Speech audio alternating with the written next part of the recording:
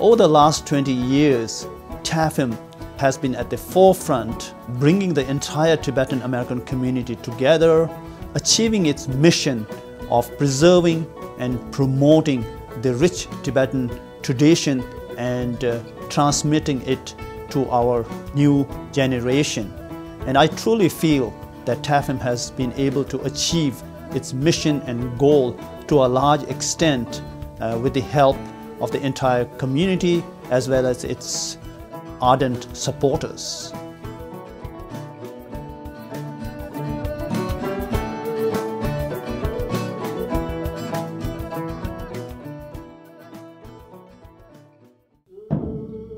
In the late 1980s, Tibetans staged a series of demonstrations inside their country, protesting 30 years of Chinese occupation of their homeland.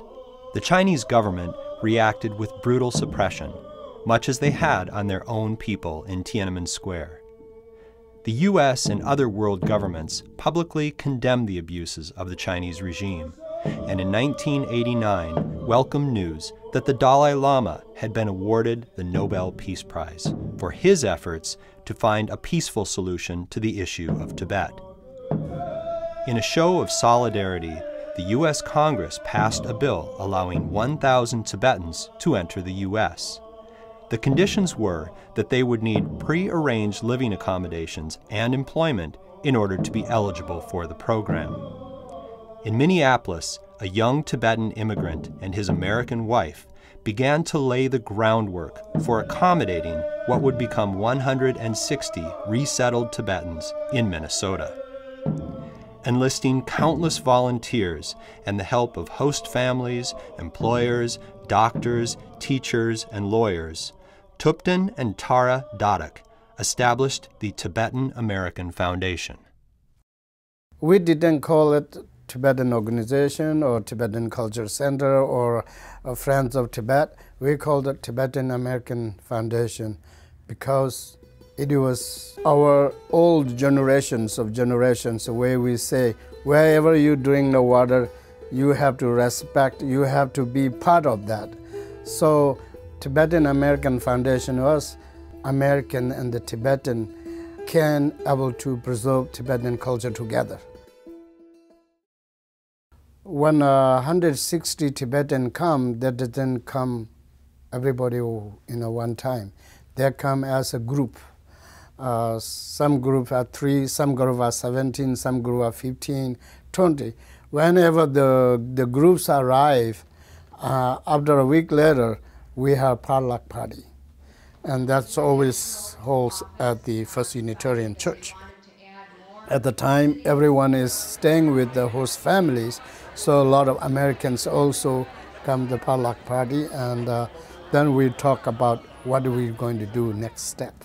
How to set up the Tibetan Community Center, for example, how we should do a Saturday schools, how we do awareness of what's going inside Tibet. In 1991, the Gyuto monks visited Minneapolis as part of a U.S. tour. With over 500 people in attendance at the First Unitarian Church, they performed the first fundraiser for the Tibetan American Foundation.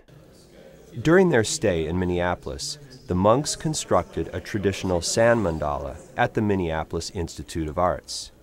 Using a polymer material designed by 3M, the monks created the world's first permanent sand mandala.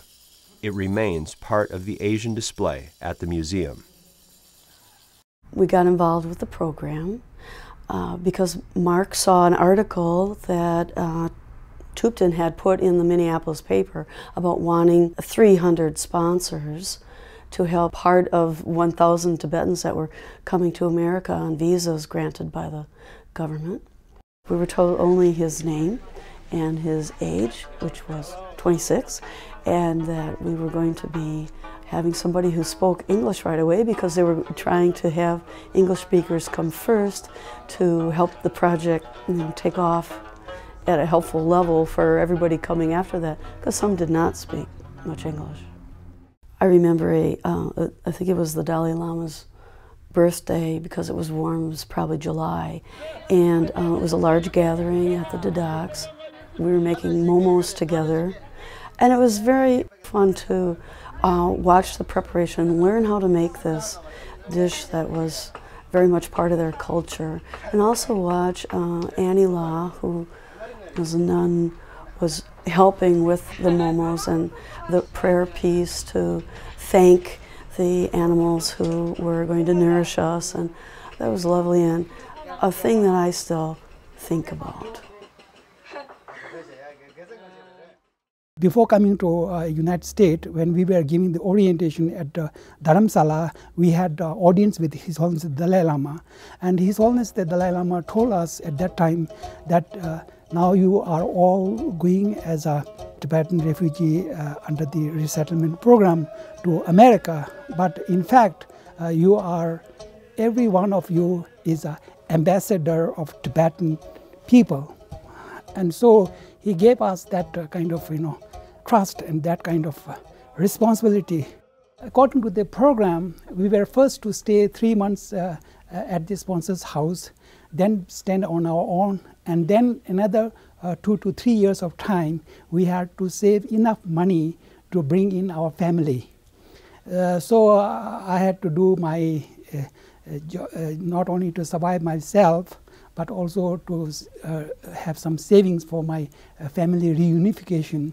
So I started doing a couple of jobs altogether, and as an entry-level job I worked at Brugger's Bagel Bakery, Best Buy, and Perkins, in any kind of job that I get. So I was almost 7 days a week for a couple of years, really. Anga piyeda dis susu keman de kebu chin ganga tebral susu ranze total onti ani jagal chodo yonga chus. Pella danga chunjigan da pama changma chongare. Dis gemi wala da ganga ta chiten lang. Songa roga la chi da simila khalatun zo tongora. Ngema da pella ganga chimbura ji saye yomaral. 지금 염세버지 진짜 이 튼튼튼저 배 야고를 했었어 버지. 당아리한 배샤 디스사 탄남에게 로절라 디시 공부전지 주는도 단다세르 제 구비를 무직 델 민딜라 디승 핀저가젤. In 2001, the Tibetan American Foundation of Minnesota welcomed His Holiness the Dalai Lama to Minneapolis. Based in Dharamsala, India, since fleeing Tibet in 1959, the Dalai Lama is both spiritual and political head of the worldwide Tibetan community in exile. His visit was greeted with fanfare and accolades from many prominent Minnesotans. I have two simple messages in my welcome. First, Your Holiness, we are honored by your presence. Your vision of the world and what it can be inspires us daily. Your Holiness, we are grateful to be with a person who brings love and faithfulness together, in whom righteousness and peace kiss. Now, I would like to invite Mr. Paul Wellstone, Senior Senator, Minnesota, for his introductory remarks. To the Tibetan American Foundation of Minnesota, to the Tibetan Association of Minnesota, to all Minnesotans that are here today, His Holiness, I am very proud of our state. We are a human rights state.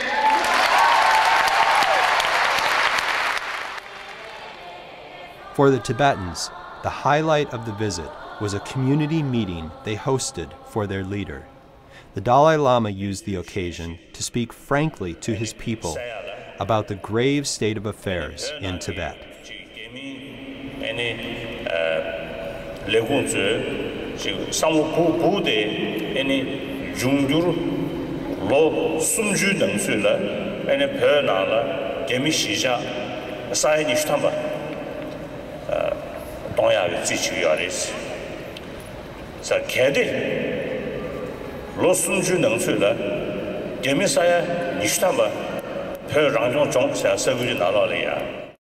Following the visit of 2001, TAFM was able to build a cultural center on Raymond Avenue in St. Paul.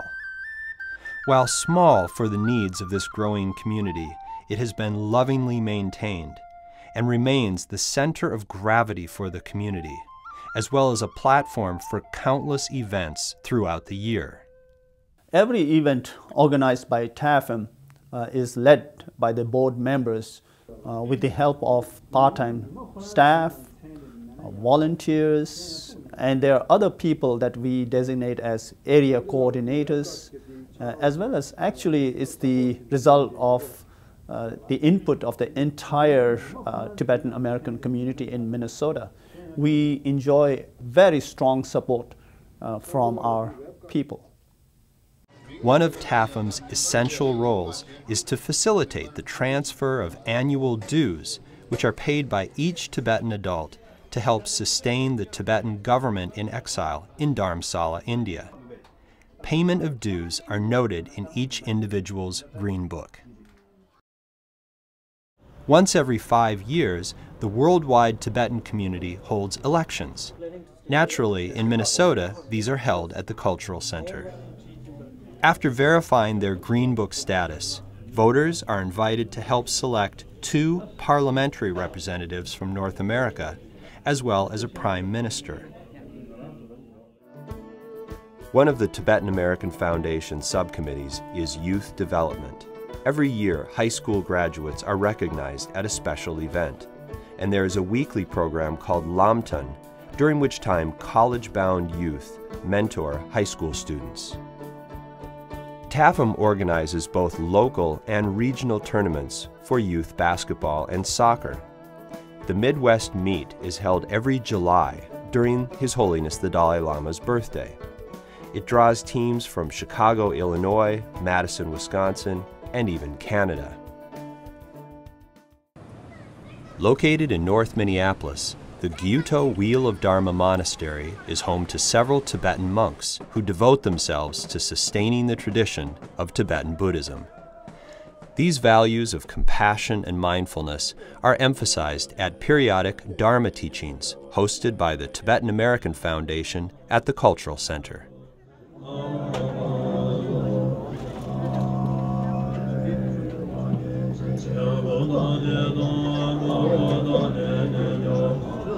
Dadak tangje dageje, so je dagazeba, dadak tangje dageje, deje, dan denu de shinla chinje je timo mayi be jizem jemelu je janga je kolola de be tsamo samo lepa taba yimbe es. Ani kare tara ge yende menje bi so do. Edan ngala teri chona jite joma ye tsamo be ka bo shon. Ma je bo no je je. Jiwa nyamba me ba ya. Onia gondo pe wa jo. Jise na ga ne ba dan. Rowa jise ne je ba. Dese da ne ne je ne. Roye dong ye se wa jo.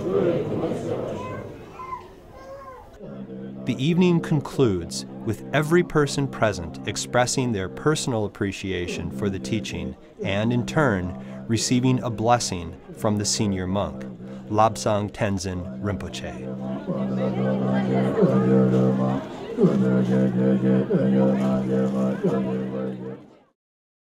March 10th is a very important day for Tibetans all over the world.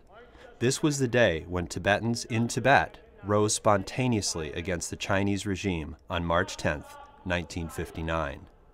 It is commemorated in remembrance of the brave individuals who rose up, and to remind ourselves that Tibetans in Tibet are still suffering under the Chinese regime. This event is organized by the Tibetan American Foundation and is joined by the Tibetan Youth Congress and the Tibetan Women's Association.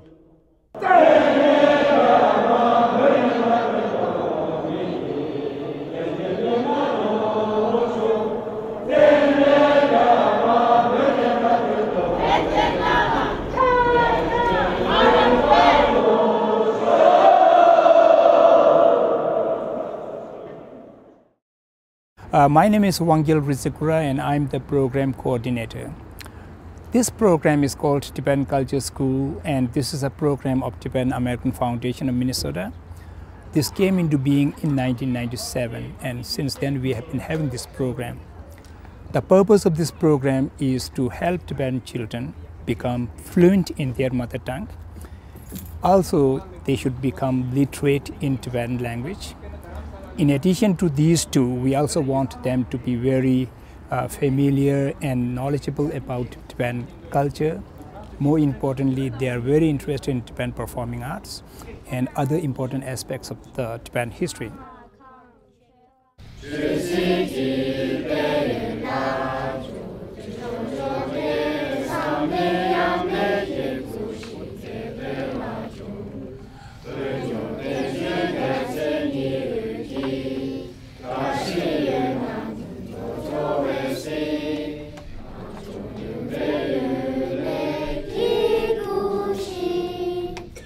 I must point out that this program is a success because of the support given by the Tibetan American Foundation, the leadership.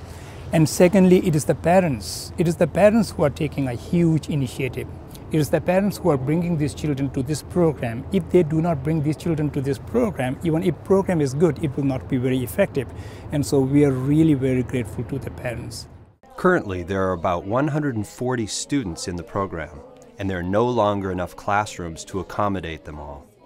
One temporary solution is to put students in the temple room. Another is to divide the assembly hall into multiple partitions.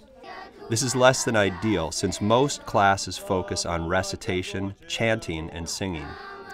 Clearly, more space is needed, something the Tibetan American Foundation is trying to address.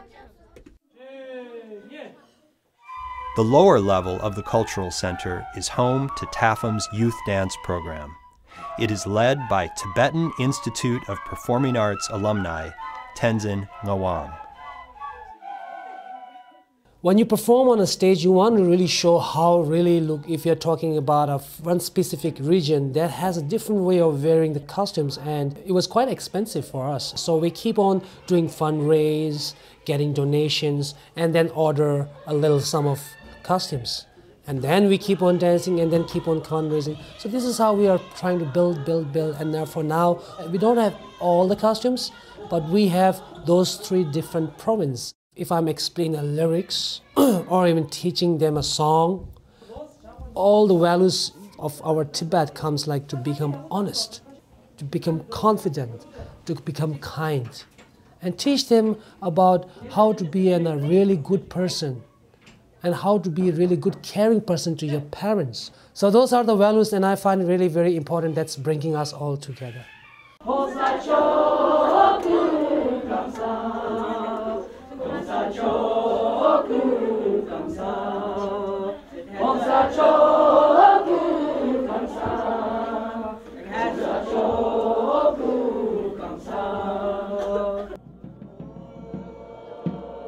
This has been a glimpse into the work of the Tibetan American Foundation of Minnesota. Visit TAFM.org to learn more about how you can become a part of the Tibetan American success story for the next 20 years. Thank you.